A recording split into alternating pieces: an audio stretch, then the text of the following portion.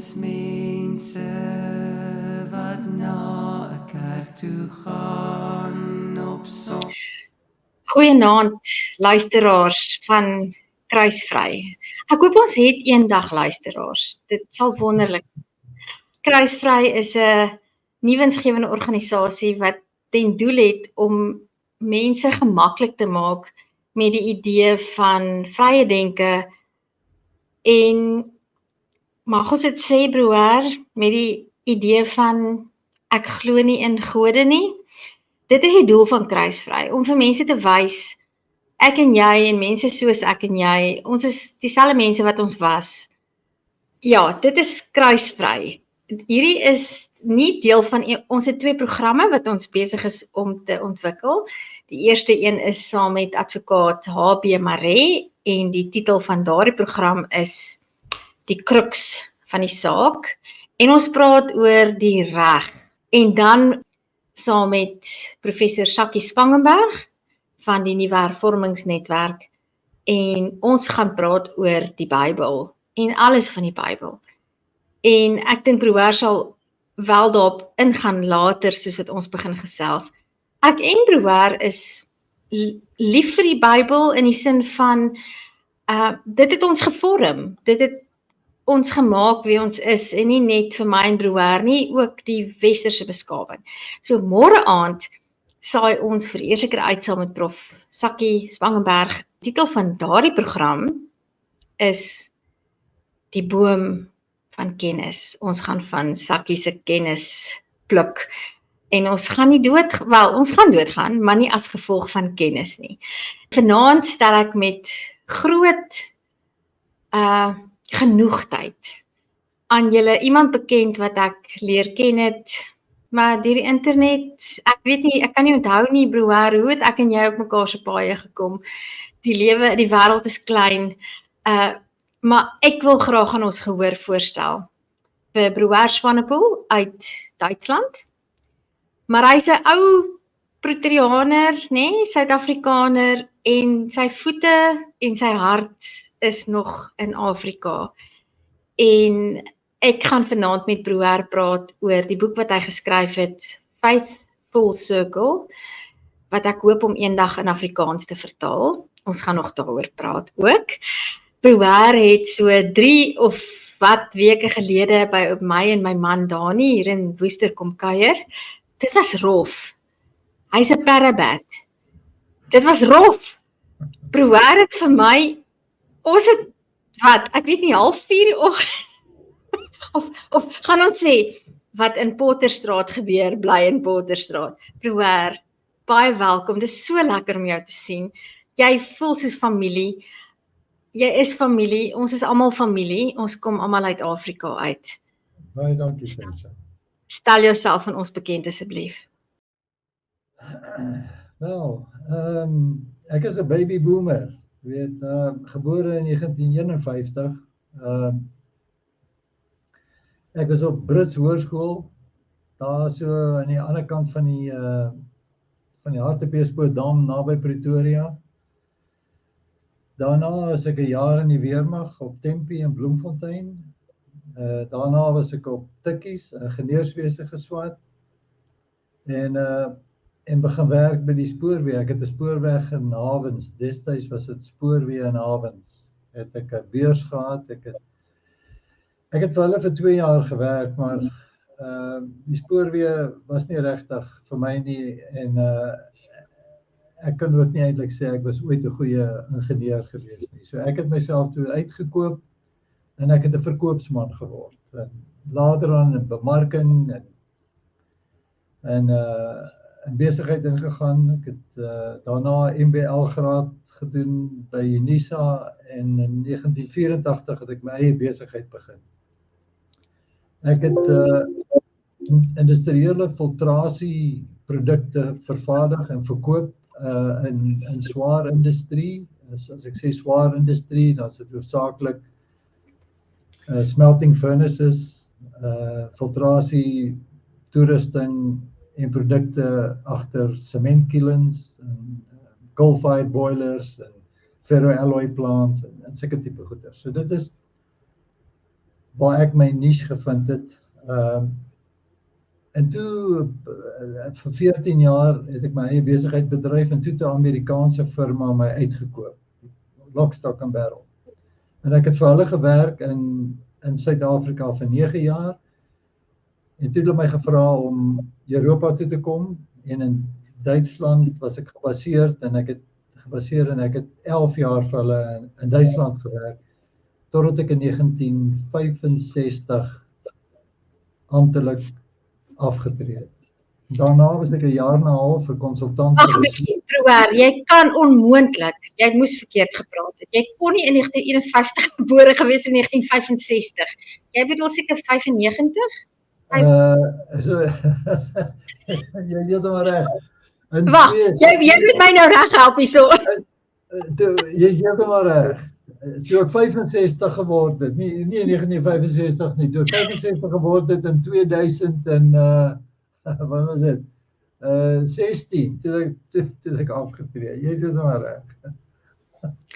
Ek wil net sê, broer is een van die mense wat ek dink nooit sal aftree nie, en ek hoop nie broer tree ooit af nie, want ek het 'n vaste geloof dat as 'n mens aftree, dan gaan jy dood kort daarna, want dan het jy nie meer 'n missie in die lewe nie, en ek dink broer is een van daai mense, so asseblief, moet nie aftree nie, hoor jy vir my, hou aan doen wat jy doen, werk, gaan dood op jou voete, moenie aftree nie, en ek is so bly jy het nie in 1965 afgetree of uitgetree nie, dis wonderlik. Broer, vertel vir my net gou-gou, jy is baie beskeie, as ek dit nie mis het nie, was jy hoofseun van Hoërskool Brits? Ek was, 1969. 1969, class of 69. Ja. Alhoewel, het weet ek nou gedink het, wat gaan ek nou doen, ons gesels nou vanaand, en wat gaan ek nou sê, toe het ek nou gedink, gaan ek nou sê, broer is 'n baby boomer, maar jy het dit gesê, jy's 'n baby boomer, en ek is oud genoeg, of jong genoeg, om jy en my pa is min of meer ewe oud, ek dink, julle het mekaar ontmoet, jy kon my pa gewees het, so ek kan vir my kinders sê, ek is nie 'n baby boomer nie, excuse me, don't tell me I'm a baby boomer, julle weet nie wat is 'n baby boomer nie, maar net so op die in jou boek, en ek wil graag dat ons daarna toe lei, dit is hoe ek op jou spoor gekom het. Die wat nie weet nie, ek is onbeskaamd ongelowig vandag. Broer, is jy onbeskaamd ongelowig? Ek is definitief. Ek is 'n absolute oortuigde ateïs geword. Maar ek moet dit byvoeg, Tersia, dit het my baie lank gevat om te erken en hardop te sê ek is 'n ateïs en ek voel trots daarop en ek voel ek kan dit verdedig teenoor enige iemand. Jy weet, ek het weggestap van my geloof af, en as ek sê van my geloof af, dan praat ek van die kerk, en as ek praat van die kerk, dan praat ek nie van 'n gemeente, of 'n dominee, of 'n denominasie, of wat ook al, NG, of hervorm, of dopper, of charismaties, of wat ook al nie, ek praat van, soos wat ek verstaan het, die Bybel vir ons leer, dat die kerk, in sy totale omvang, is die liggaam van Christus op aarde. So ek het weggestap van daai geloof af en van die kerk af in 2005. Ek kan dit baie goed onthou, na 'n baie lang tyd, baie jare, se twyfel en soek en vra en so aan. Maar die punt wat ek wil maak hierso is, dit het my seker omtrent nog 15 jaar gevat om openlik te erken, ek is 'n ateïs en ek voel goed daaroor. Dit het my baie lank gevat. Nie dat ek elke dag aan gedink het nie, ek het nie elke dag daaraan gedink nie. Ek het eers daaraan begin dink toe ek my boek geskryf het. Toe het ek eers werklik waar begin dink aan die reis wat ek wat ek onderneem het en my hele lewensreis in terme van die kerk en so aan, toe ek my boek geskryf het. En op daai stadium het ek die eerste keer vir myself gesê, hoorie, ek is 'n ateïs. En weet jy wat? Ek voel baie goed daaroor. Ek voel verlos. Ek voel verlos. Ek voel bevry. Ek wil net gou terugkom. Ek stem saam met jou. Dit was my ervaring ook. En jou boek is hoe ek en jy by mekaar uitgekom het. Soos ek sê, ek kan nie eers alles presies onthou nie. Maar jy was so dapper en jy het soveel lewenservaring gehad dat jy 'n boek geskryf het oor jou reis van, ek wil sê, evangelies fundamentalistiese gelowige. En jy moet my korrigeer, maar dit is hoe ek jou storie lees. Jy was voorsitter van die Gideons tak. Jy het Bybels uitgedeel in skole. Jy het selfs in jou boek vertel jy vir ons hoe jy geloofsgenesing beproef het. En dit is so 'n wonderlike verhaal wat jy daar vertel, want daar's so baie mense, dink ek, baie meer as wat op die oomblik uit die kas uit is, wat daarmee kan identifiseer. Ek wil graag by jou boek uitkom. Jou boek se titel is Faith Full Circle, help vandag. Ek het hom gelees en baie geniet. Dani, my man, het hom ook gelees en ek wil net sê, ek het 'n graad in Engelse letterkunde. Die boek is in Engels geskryf. En alhoewel ek 'n graad in Engelse letterkunde het, was ek nog nooit iemand wat gehou het van pretensieuse skryfwerk. Ek dink die maatstaf van goeie skryfwerk is plat en nie plat nie. Dis eenvoudig. Dit beteken enige iemand moet daai boek kan vat en hom kan verstaan en of jy nou 'n graad in letterkunde het of nie. En jou boek, volgens my, kry dit reg. En my man, Dani, wat 'n ingenieur is en wat nie baie tyd het vir lees nie, het dit beamoen. Hy het jou boek ook gelees, my ouers het dit gelees. Almal wat ek ken, gee ek jou boek voor. Dit is soos om by iemand te kuier. Dis heerlik. En daar's so 'n stuk opregtheid in jou styl. En ek dink dis belangrik om mense soos jy, jou generasie se mense, se stories daar buite te sit, want ek is seker daarvan dat daar was moontlike tyd toe jy gedink het jy is die enigste Afrikaner, babyboomer, Gideons bende wat twyfel en dat jy jou twyfel beveg het. Vertel ons 'n bietjie daarvan. Jy het nou gesê wat jou pad was, het jou 'n goeie 15 jaar gevat voordat jy sê ek is 'n ateïs, want selfs ek wat nie 'n babyboomer is nie, net so FYI, ek is nie 'n babyboomer nie, maar selfs ek het groot geword met daar's twee goed in die wêreld wat verskriklik is, wat jy nie mag wees nie. Die een is 'n kommunis en die ander is 'n ateïs. En 'n kommunis en 'n ateïs is dieselfde ding. En dit het teen ons absolute grein ingegaan. So ek kan my baie vereenselwig met hoe dit vir jou moes wees om te sê ek is 'n ateïs, om daai woord in jou kop te sê. Vertel ons asseblief of ek wil graag weet, hoe het jy ooit geïsoleer gevoel en hoe het jy daai isolasie hanteer? Definitief.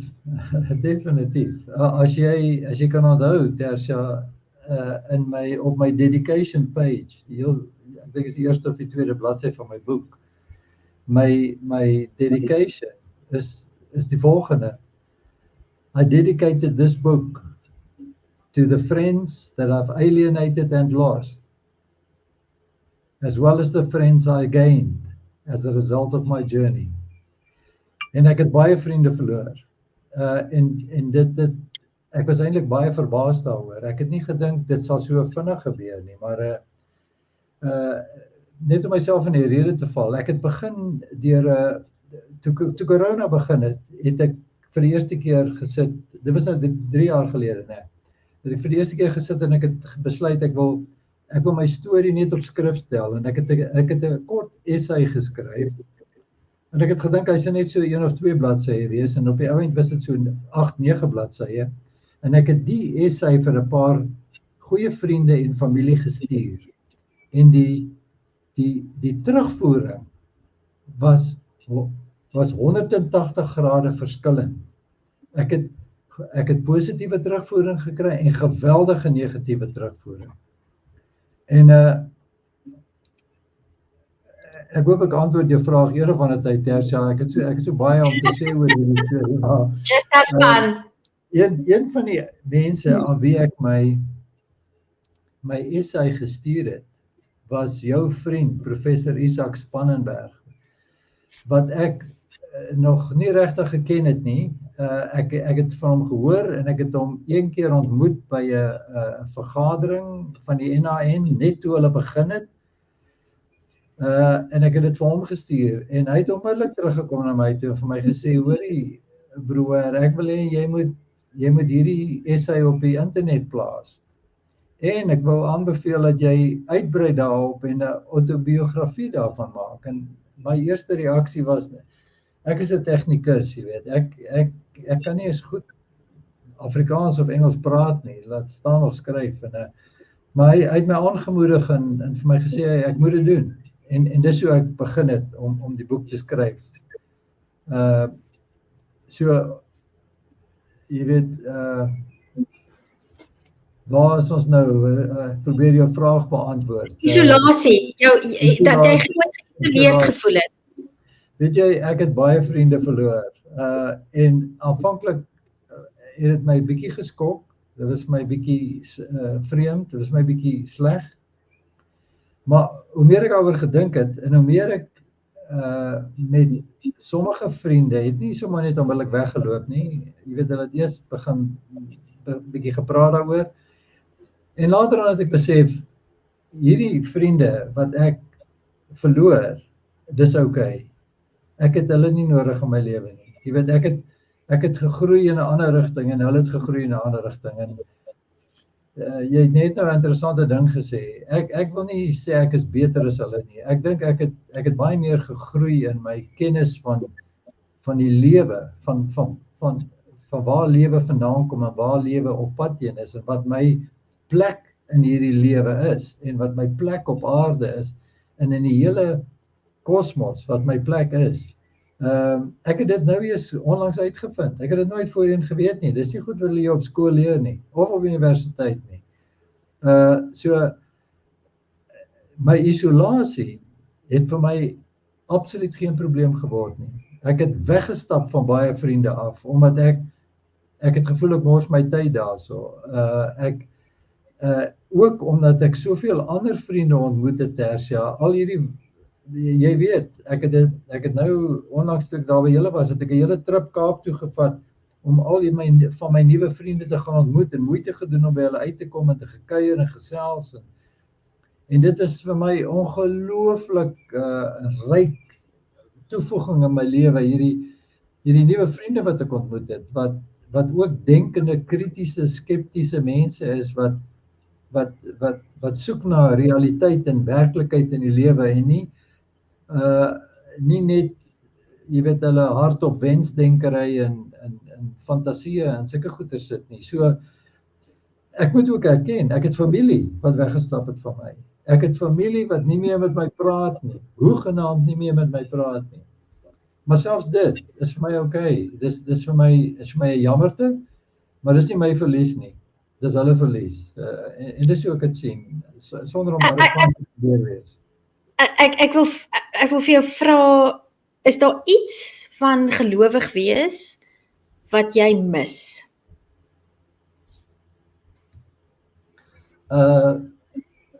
Ja, miskien die teedrinkery na die kerk, jy weet. Ja, maar broer, ons maak op daarvoor wanneer jy kom kuier en ons drink bottels wyn. Wel, ons het nie so baie gedrink nie, maar daai kuier tot 3 uur in die môre maak op daarvoor. Kyk, laat ek dit net kwalifiseer hierso terse, want ek dink dis die antwoord op jou vraag. Daar is iets goeds aan wat godsdienst vir mense gee. En dit skep 'n samehorigheidsgevoel. Of jy daarvan hou en of jy nie daarvan hou nie, of dit goed of sleg is, dit is vir baie mense dit bring hulle in 'n groepgemeenskap in. En ons is maar gegroep diere, jy weet, ons hou van groepe. En daar's baie mense wat nie alleen wil wees nie en wat hulle self miskien nie goed kan handhaaf in kleinere groepe nie. Hulle moet in grotere groepe wees. En die godsdiens skep daai geleentheid vir jou. Jy weet, so dit gee vir mense 'n kruk, dit bring vriendekringe en so aan. So wat dit dan betref 100%. Ek kritiseer dit nie en ek wil niks slegs daarvan sê nie. So maar om geïsoleerd te wees van hierdie mense is vir my nie 'n verlies nie. Hoegenaamd nie. Glad nie. Ja. Wat ek van jou boek baie geniet het is ek het dit geniet om jou storie te hoor van wat jy vertel van jou ma en hoe jou ma, alhoewel sy waarskynlik gelowig was sy op haar eie manier 'n bietjie averegs, nê? Ek gaan nie ek nou spoilers, ek wil nie die storie julle moet die boek asseblief kry. Lees die boek. Dis werklik 'n plesier om te lees. Wat ek van gehou het is die menslikheid wat jy in jou storie ingebring het, gekoppel aan die wonder van kennis en wetenskap en om te leer en om te weet. En as daar net een rede is, daar's baie redes hoekom ek mense aanmoedig om asseblief Prouwer se boek te lees, is dit vertel tussen die storie deur van 'n verhaal wat meer algemeen is as wat ek dink ons weet. Vertel dit ook 'n klomp kennis. Jy gee 'n klomp kennis, jy gee 'n klomp goed wat nie ek of jy geleer het of geweet het op skool of op universiteit nie. En dit wat jy sê van mense wat jou afgeskryf het, mense wat jou verlaat het. Ek kan net beamoen dat wanneer 'n mens die werklikheid vierkant in die oë kyk, en dit gebeur wanneer jy vir jouself sê, ek is net hier vir soveel jaar, en I've got to make it count, en ek vind dat ek self baie minder veroordelend en beoordelend geraak het, vandat ek nie meer gelowig is nie. Ek het dieselfde by jou ervaar. En ek wil dit baie uitdruklik vir mense sê, daar is ateïste wat regtig onaangename persone is, net soos vir daar Christene is wat regtig onaangename persone is. Jy as mens, as jy 'n stabiele sin van self en 'n sin van moraliteit het, dink ek dit word beklemtoon wanneer jy nie meer gelowig is nie. En as jy iemand is wat 'n moeilike lewe het en almal het probleme en almal het issues, om dit nou maar so te sê, dan dink ek word dit ook paradoksaal beklemtoon. Die slegte dele van 'n mens se aard, dink ek, dis my ervaring, word dikwels beklemtoon deur geloof. Wat is jou kommentaar daarop? Ek stem 100% saam. Ek het ook geleer, ek het besef dat moraliteit en etiese gedrag het absoluut niks met enige godediens of so iets te doen nie. Dit is 'n gemeenskapsding. Jy weet, ek dink daar's 'n pragtige gesegde van wat ek by Michael Shermer gehoor het, die Dr. Michael Shermer van Skeptic in Amerika, wat sê, as jy ek kan nou nie presies die woorde onthou nie, maar as jy sê dat jy nie sal moord pleeg en roof en mense vermoor, moord en steel en al sulke dinge wat ons as sleg beskou, As jy dit nie sal doen nie, omdat jy in God glo, dan sê jy vir jouself eintlik dat of ten minste as jy hierdie dinge doen, ek kan nie nou die ding om so goed onthou nie. As jy nie hierdie slegte goeders doen nie, omdat jy bang is dat jy onder toesig is van 'n goddelike wese. Hou maar aan glo aan die goddelike wese. Ek dink ek ken met ander woorde, as die enigste rede hoekom jy nie mense skade aandoen nie is omdat jy in 'n God glo, hou maar liewers aan om in die God te glo. Ja. Ek wens ek kan dit nou vinnig kry om vir jou voor te lees, want dit is eintlik 'n pragtige stuk, maar ek kan nie nou die detail daarvan onthou nie, maar wat ek het die aanhaling en dis basies soos wat jy nou gesê het, as die enigste ding is wat jou daarvan weerhou om mense skade te doen, jou geloof in 'n bonatuurlike wese is, asseblief hou vas aan jou bonatuurlike wese, want ons wil nie mense hê wat meer skade doen nie. Maar ons het nie nodig om aan bonatuurlike wesens vas te hou om goeie mense te wees. Ek wil gou vir jou vra oor, ons het so 'n bietjie gepraat nou oor die gevolge, jou boek. Toe jou boek nou gepubliseer is, jy het self gepubliseer, en jy het nie jou boek geskryf om geld te maak nie. Die meeste skrywers, dis baie min skrywers wat geld maak in afval uit boeke uit. So, ek het nog nooit gepubliseer nie, so ek het baie hoë agting vir enige iemand wat publiseer, of dit nou self publiseer of deur 'n uitgewer, om daai waagstuk aan te gaan, om jou gedagtes daar buite te sit vir die hele wêreld potensieel, om uitmekaar uit te trek. Daai ervaring van skryf, was dit vir jou 'n tipe van 'n katarsis? Het dit vir jou insig gebring?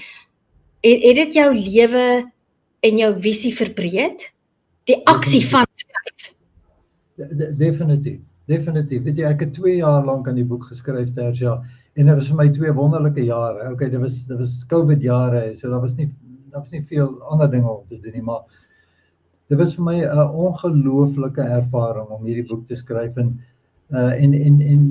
dinge oor te skryf en te lees en op te lees, want ek het baie navorsing gedoen in die tyd ook, en ek het gelees oor die dinge waaroor ek wil skryf. En dit was vir my 'n ongelooflike ervaring. Ek het baie dinge bygeleer, ek het baie dinge meer genuanceerd gesien en gedoen, en dit was vir my 'n fantastiese ervaring gewees. Nie dat ek dink ek is 'n outeur en ek ooit weer 'n tweede boek sal skryf nie, maar dis nou jammer, ek wou jou nou net gevra het, jy het nou my vraag geantwoord, ek het jou gevra het, sal jy ooit nog 'n boek? Ek dink ons moet maar nog dalk daaraan dink, dis nie moeite werd. Ek dink ek het jou vraag geantwoord, maar ek moet byvoeg ook, daarna het ek 2 of 3 artikels geskryf, en ek hou nogal daarvan ook. Ek het nou onlangs 'n artikel geskryf oor die intelligente ontwerper, die intelligent designer, want dit is 'n redelike groot pushback van gelowiges, of ten minste denkende gelowiges, of mense wat hulle self sien as wetenskaplik is, wat begin terugstoot teenoor ateïste, en sê, ja, ons aanvaar nou evolusie, en ons glo in evolusie, maar God is in beheer van evolusie, en hy is eintlik die intelligente ontwerper van alles. So ek het nou onlangs 'n artikel geskryf daaroor, en ek het ook 1 of 2 artikels geskryf oor die konflik in Gaza, wat ek sien as 'n politieke konflik, as 'n godsdienstige konflik, eerder as 'n politieke konflik. Ja, so ek geniet dit, ja. Net ter wille van kruisvry en enige iemand wat kruisvry wil leef, ek kan nog nie sê ons het eintlik ons is 'n die Engelse woord fledgling. Ons is nog 'n ou kuikentjie in die nes. Ons het nog nie eers behoorlik vlekkies nie. Ek praat eintlik van die Royal We, want op hierdie stadium is dit 'n one woman show. Dis basies my passie wat ek probeer bedryf en van die grond af kry. So ek sal definitief seker maak dat ek al die skakels by bewaar kry wat nou bereid is om met ons te deel, sodat enigiemand wat belangstel die artikels kan lees en bewaar het 'n webblad waar mense sê ek weet nie hoe aktief is jou blogpost nie, want jy werk nog, soos ek sê, jy werk nog. Maar ek wil vir jou 'n vraag vra en net ook terwyl van ons luisteraars. Ek en Brouwer het so maand wat terug het ons lekker gekuier saam met my man en my ouers en dit was net heerlik. En dis die laaste keer wat ek met Brouwer gepraat het. So hierdie is 'n totale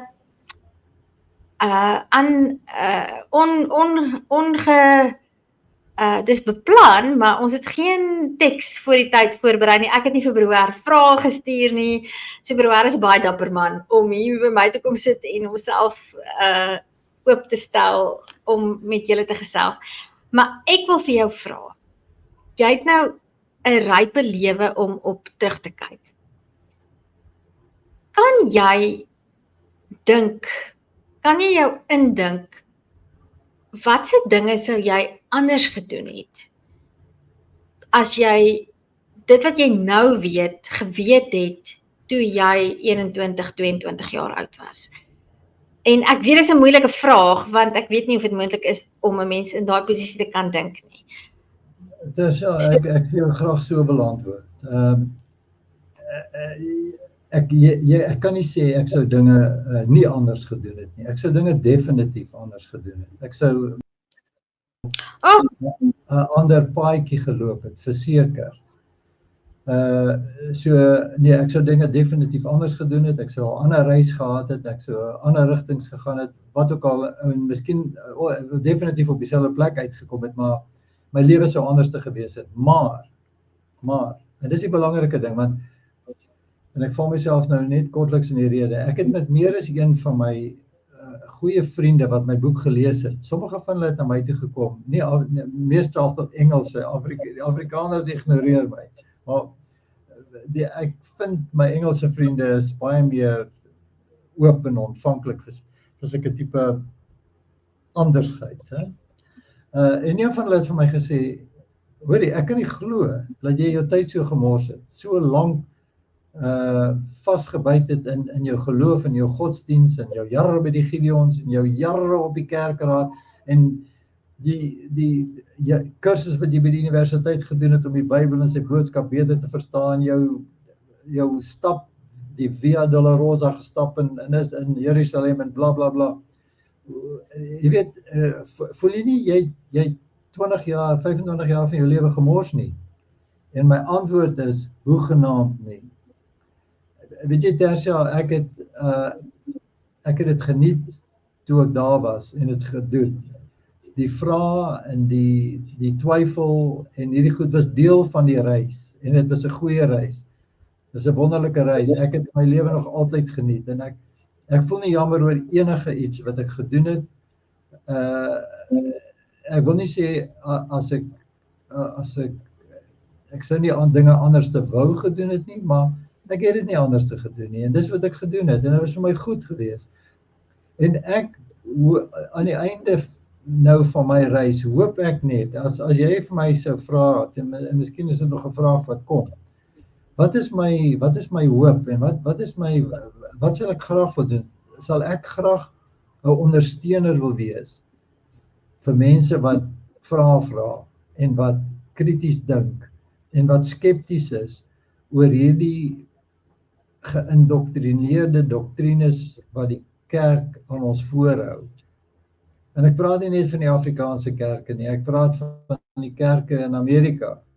Jy weet, hierdie massas mense wat agter stories aanloop en politici ondersteun, jy weet. En dan, jy weet, ek praat in my boek graag van hierdie onheilige alliansie tussen kerk en die staat en hoe die staat die kerk manipuleer en gebruik en die massas mense gebruik, jy weet so.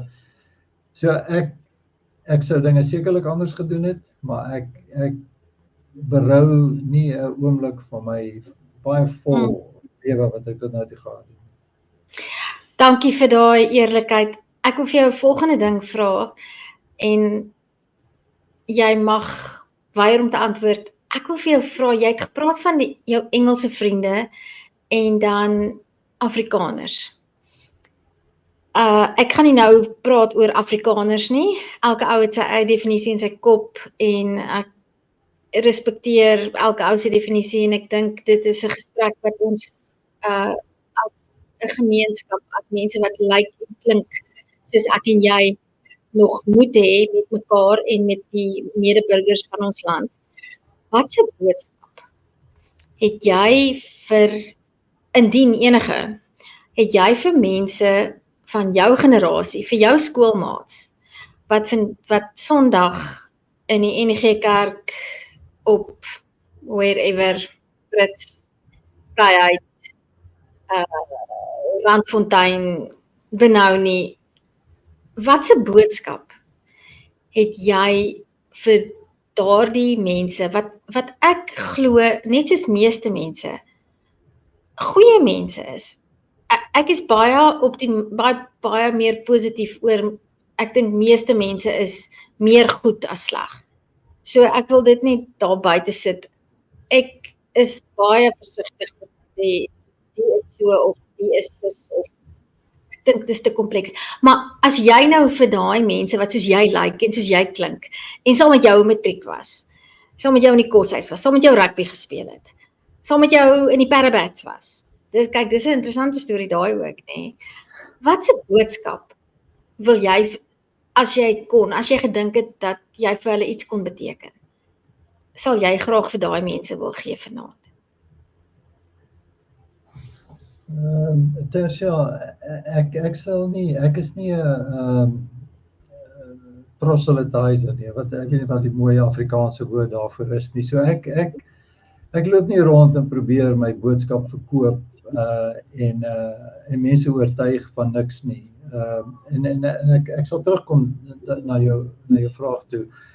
'n Belangrike ding vir my is en ek weet sommige van ons vriende, jou en my vriende, ons goeie vriende waar jy weet baie van hulle voel so sterk oor die feit dat die ateïste reg is, dat hulle nie eens kan indink daarvoor om respek te hê vir mense wat nie meer in gode glo nie. Ek is meer sensitief oor die saak. Miskien omdat ek so 'n intense pad met baie mense geloop het. Gelowige mense geloop het. En jy sal onthou in my boek sê ek ook. Ek het skouer geskuur met 'n handvol mense of 2 hande vol mense vir wie die sin in hulle lewens, hulle geloof en hulle godsdiens is. En ek respekteer dit. Ek wil nie hê daai mense moet hulle geloof en hulle godsdiens verloor nie, want dit is die sin in hulle lewe. En jy sal onthou, ek skryf in my boek daar's geen sin in die lewe nie. Die sin wat daar is die sin wat jy aan jou lewe gee. En dan skryf ek ook daar's geen sin in die lewe nie, en enige iemand wat evolusie deur natuurlike seleksie verstaan, sal dit besef, dat daar is geen sin in lewe nie. Maar die sin wat daar is in jou in 'n lewe, is die sin wat jy aan jou lewe gee. En om fair te wees teenoor sommige mense, moet jy erken dat vir sommige mense 'n handjievol is die sin in hulle lewe, hulle godsdiens. En ek wil daai mense nie te nakom nie. Vir die ander, vir die miljoene wat twyfel en vra of te bang of te lui is om vrae te vra en krities te dink. Vir hulle wil ek sê, ek kry julle net jammer, want jy weet, niks wat ek het dit ook geleer, Tersia, niks wat ek sê maak enige indruk op hierdie mense nie. Jy weet, dit moet van jouself afkom, dat jy moet begin twyfel, en die oomblik as jy begin twyfel, en jy praat met 'n persoon soos ek, dan kan ek jou help. Maar as jy nie krities dink oor dinge, oor jou lewe nie, As jy nie krities dink daaroor nie, gaan wat ek sê of jy sê of enigiemand anders te sê, gaan geen verskil aan jou visie maak nie. Ja. Nee, dit is verseker so en ek kan net sê ek is 'n bietjie meer van 'n aktivis as wat jy is, miskien, ek weet nie. En miskien as wat baie ander mense is. En in dieselfde asem gesê, alhoewel ek sou nooit myself enigstens aanmatig, as ek kon, sou dit vrek nice gewees. As ek mense kon beïnvloed om te dink soos wat ek dink. Yes, like, ek sou dan 'n briljante onderwyser gewees het hoor. Jene, ek sou dink net as jy kon. Maar ek stem 100% met jou saam oor daardie empatie van ontmoet mense waar hulle is. En gun elkeen die voorreg en die reg om sy pad te loop. Wat ek met my aktivisme wil bereik is, vat jy ook baie mooi saam, dankie daarvoor. As jy Sondag vir Sondag in daai kerkbank sit en dit voel of daar splinters op daai bank is en daar's iets wat vir jou sê, hier's iets werk nie meer vir my. Daar is mense wat na jou kan luister. En die idee van die militante ateïs wat net almal uit die kerk uit wil hê en wil hê jy moet ophou glo. Mense wat ek leer ken het op my reis, mense soos jy, ek kan mense soos Sakkie, ek kan tientalle mense opnoem. Ek het nog nie 'n Afrikaans sprekende, Suid-Afrikaanse Afrikaner, voormalige Christen wat ongelowig geraak het ontmoet, wat sê, jy's dom as jy 'n Christen is nie. Ja, soms voel ons 'n bietjie gefrustreerd, want daar is regtig waar goed, maar nou ja, ons voel gefrustreerd met die Springbokke se lynstaande van Saterdag. Ek bedoel, so rarig, dit is 'n menslike ding. So, die doel van hierdie gesprek, en dit wat ek probeer bereik met Kruisvry, is om vir daai mense, wat wanneer jy Sondagoggend jou kar parkeer daar by die kerk, en is lekker, en is okay, en is gerieflik, en is gemaklik, maar like, dit voel tog vir jou asof daar iets is wat nie sin maak nie. Lees Brouwer se boek.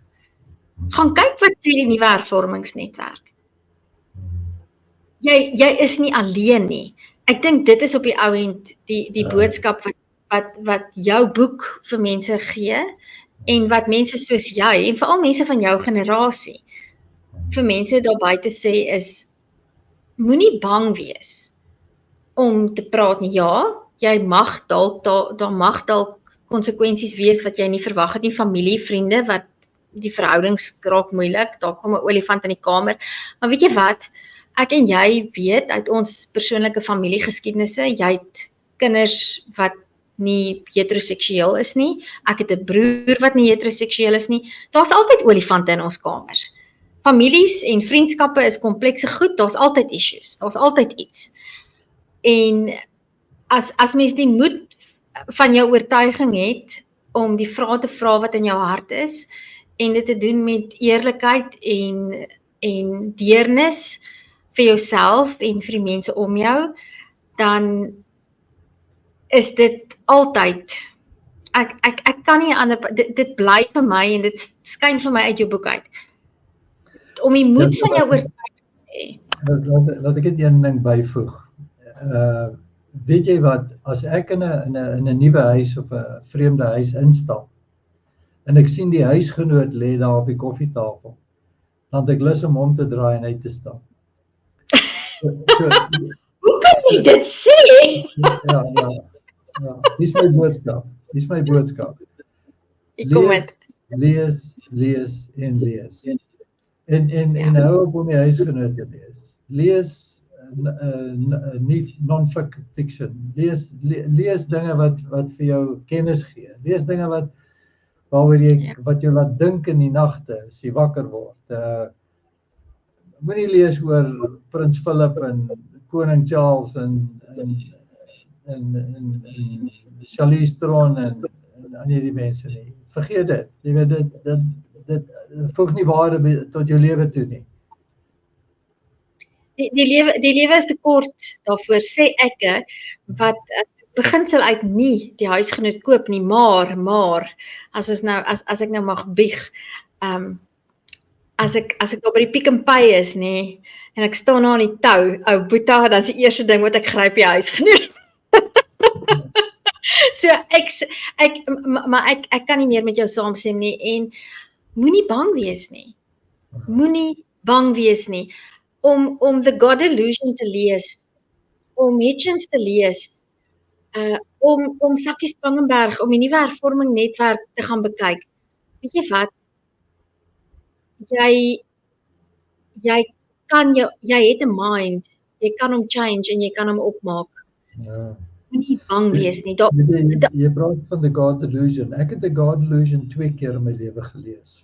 Van die eerste woord tot die laaste woord, 2 keer, 10 jaar uit mekaar uit. 10 jaar uit mekaar uit. Die eerste keer toe ek hom gelees het was in 2006, dis net nadat ek weggestap het, net nadat ek vir myself gesê het, ek glo nie meer dat Jesus die seun van God is nie. Ek glo dit glad nie meer nie. Toe ek The God Illusion gelees, en ek moet vir jou sê, toe ek hom 10 jaar later weer lees, Tersia, was dit vir my heeltemal 'n ander boek gewees. En die dood eenvoudige rede is, omdat ek vir 10 jaar lank het ek so baie wyd gelees, en ek het so baie meer verstaan, en ek het so baie meer kennis opgedoen, dat toe ek The God Illusion die tweede keer gelees het, het ek hom 10 keer meer beter verstaan, en hy vir my soveel meer waarde gehad, as die eerste keer, en dit is baie interessant, weet jy, dat so een enkele boek, kyk, dis 'n ewige boek daai, hoor, en ek dink vir baie mense wat hom sal lees, jy weet, as jy nie, so ek sê, ek het hom 2 keer gelees, die tweede keer was dit vir my 'n wonderlike, fantastiese boek, die eerste keer het ek nie alles verstaan wat ek gelees het nie. Gelukkig verander 'n mens, en dit is wat boeke vir my so wonderlik, wel, nie net boeke nie, ek is baie lief vir my podcasts, en ek is baie lief vir my YouTube. Ja. So, vir mense soos wat nie, ek wil net dit weer sê, wat nie baby boomers is nie, ons is jonger as dit, ons wat nog in die, miskien meer in die werk staan as jy, wat miskien nog bietjie meer pas is in ten opsigte van ons tyd, alhoewel jy is 'n besige werkende man, moenie bang wees nie. Kyk daai YouTube video, en net so terloops, op daai noot, ek maak 'n punt daarvan, as ons nou praat oor digitale media, om die YouTube algoritme in mekaar te gooi. Ek sorg dat ek ten minste elke nou en dan 'n soekfrase intik wat vir my een of ander evangeliese, fundamentalistiese Amerikaanse preacher gaan opbring, sodat die algoritme aanhou om vir my bloot te stel aan mense en idees wat nie in my egokamer is. Yes, baie slim, baie goed gedoen. Jy moet dit doen. Mens moet dit doen, en as ek vir die mense daar buite 'n boodskap kan gee, van my ouderdom, en van jonger en ouer, want wat is age is but a number, moet net nie bang wees nie, en praat met mense, gaan sit aan mense se voete, jy gaan waarskynlik verbaas wees, as jy vandag, so oud soos ek is, en jy het 'n senior pos in 'n korporatiewe maatskappy, as jy vir jou opsigter gaan vra, wat is sy siening oor geloof en godsdiens, mag jy dalk verbaas wees, dat mense dink nie soos wat jy dink hulle dink nie, en dis altyd 'n goeie idee, om jou horisonne te verbreed. Probeer, ek sien ons staan op 50 minute, my vriend John Richards, wie se StreamYard ek gebruik, met absolute goeie vergunning, is baie streng op sy 1 uur van Free Thought Hour. Hierdie is nie Free Thought Hour nie, maar ek het 50 minute van jou tyd 'n bietjie langer gevat. Ek wil vir jou sê baie dankie. Ek gaan skakels na jou webblad, watse inligting jy ook al wil gee, gaan ek plaas onderaan hierdie video wanneer hy op YouTube vrygestel word. En dan wil ek net vra, asseblief ondersteun vir Kruisvry. Ons is aktivisties, ja, maar ons is aktivisties oor die toepassing van geloof in die publieke lewe. Ons is nie aktivisties oor wat ons verwag mense moet glo nie. Ons wil wel vir mense laat verstaan, enige iemand, dat ons as 'n gemeenskap van mense, van Suid-Afrikaners, van Afrikaners, wat dink en wonder oor goed, maar daar kan wees vir mekaar en gesprekke kan hê oor hierdie goed. Die idee dat 'n mens nie oor politiek en godsdienst moet gesels nie, is nie aanvaarbaar nie, want dit maak dat mense by mekaar verby lewe en goed in hulle hart ronddra wat hulle dalk nie nodig het om eers rond te dra nie. Sit dit op die tafel. Dis belangriker om te leer hoe om gesprekke te hê en van mekaar te verskil, as om te sê, jy praat nie oor godsdienst en politiek nie. En ek dink dit is wat ek graag wil op die tafel sit met Kruisvry. As ek moet my aktivisme in 'n rangorde sit, dan sal dit my hoofdoel wees. Om te sê, kom ons leer by mekaar, gelowiges, ongelowiges, twyfelaars, noem dit wat jy wil, en ons leer hoe om mekaar te verstaan en na mekaar te luister en 'n meer begripvolle wêreld te bou. 100% stem ek met jou saam. Dis ja, baie dankie. Baie dankie vir jou tyd. Baie dankie vir die moeite wat jy doen en die werk wat jy insit. Ek geniet dit baie. Ek hoop so, ek geniet jou geweldig. Asseblief, as jy weer kom kuier in Suid-Afrika, jy beter stop in Woester, vlieg Kaapstad toe. En as jy by die N1, ek gaan 'n padblokkade opsit, né? Nee, ek gaan definitief. En sê groete vir Piet en Dedrika en vir Dani. Ons gaan, en broer, ek gaan dalk weer op jou nommer druk, want ek dink ons het nog 'n hele paar goed om te gesels, jy het nog baie gedagtes om te deel, en ek kan net vir jou sê dankie, geniet jou somer in Duitsland, werk lekker, nie op 'n werk nie, en nie op 'n lees artikels publiseer. Die lewe is te kort om op jou te sit. Dankie vir jou moeite. Baie dankie, baie dankie hoor. Lekker bly. Lekker aan.